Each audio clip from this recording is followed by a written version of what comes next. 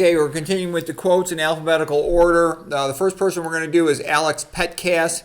He has a YouTube channel called The Cost of Glory. It's very good about the Romans. He's sort of a classical scholar, PhD guy, I think from Princeton.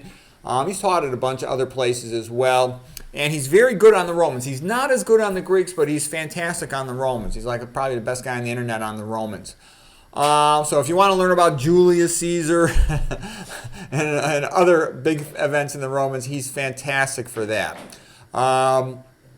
He's also kind of funny. He's a little bit of a hard ass, if you will, about the ancient Romans. And he's basically saying Mortimer Adler was a wussy, okay? He said a lot of these University of Chicago guys with their great books, he says that's half-ass. He believes people should learn how to speak Latin and Greek, okay? He felt that, the right basically had lost the cultural battle for society in the 1900s, and that people just weren't traditional enough. So he's very, very traditional, but in a good way. It's pleasant, pro-Christian, and I actually totally agree with him in the sense that you have to study the ancient Greeks and the ancient Romans and know what's going on. All the other ancient cultures, most of them were backward-ass tyrannies, okay? There was some dictator who said, do as I say or I'll kick your butt. And like Egypt, there was no progress in 1,000 years. There's nothing new, no art, nothing, okay? These other countries, no art, nothing you could call remotely science, philosophy, literature, theater, culture. They suck, okay? They're backward ass and primitive. The rulers just kicking their butt, making them do their slave labor, okay? So there's nothing that much to learn from them. Yeah, I'm sure you can learn a thing here or there, but not much, okay? The ancient Greeks are like unbelievable. They're much smarter than we are now. You'll be amazed how smart they are.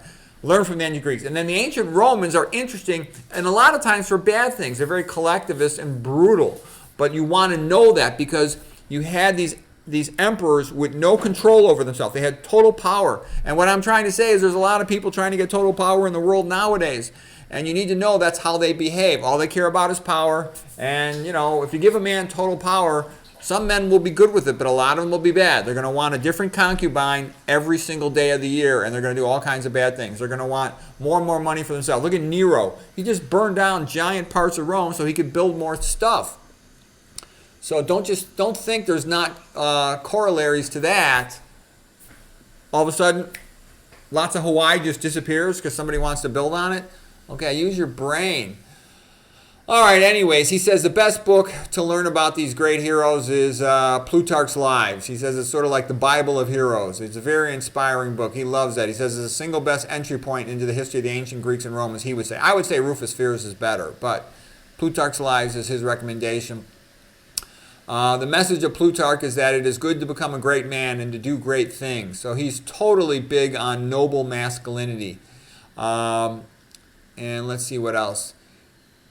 Let's see. He sort of fits with that idea of history is the history of great men.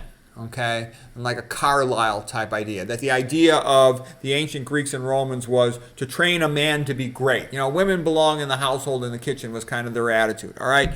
But the idea, Christianity did a lot more for women than the ancient Greeks or Romans ever did. Okay, but he said the idea was to develop a man that was skilled in thinking and speaking and in virtue and brave and honorable. The master art was oratory.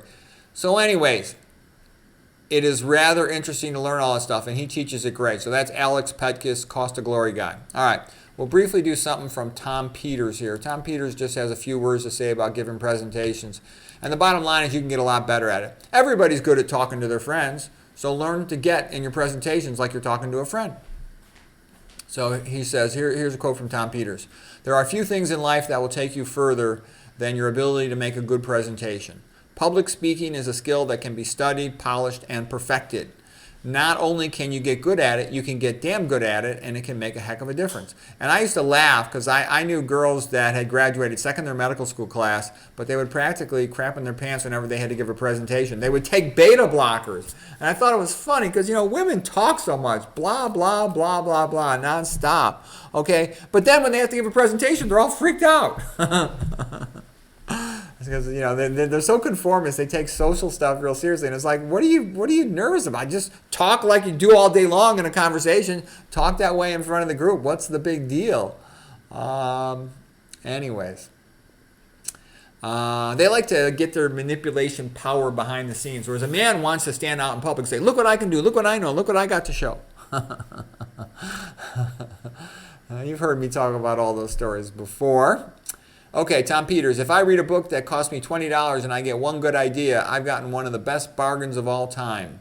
Be distinct or go extinct. Only those who can constantly retool themselves stand a chance of staying employed in the years ahead. I used to be skeptical when educators and technologists predicted that we are entering a new era of oral culture in which audible information will be at least as important as visible information. Anyways, it's a pleasure. All you got to do is read when you're in the bathroom, listen to an audiobook in the car, watch an educational movie when you're eating your dinner, and you're going to read the equivalent of about 3 books a week. It's not that hard to do. So anyways, I hope you found that helpful.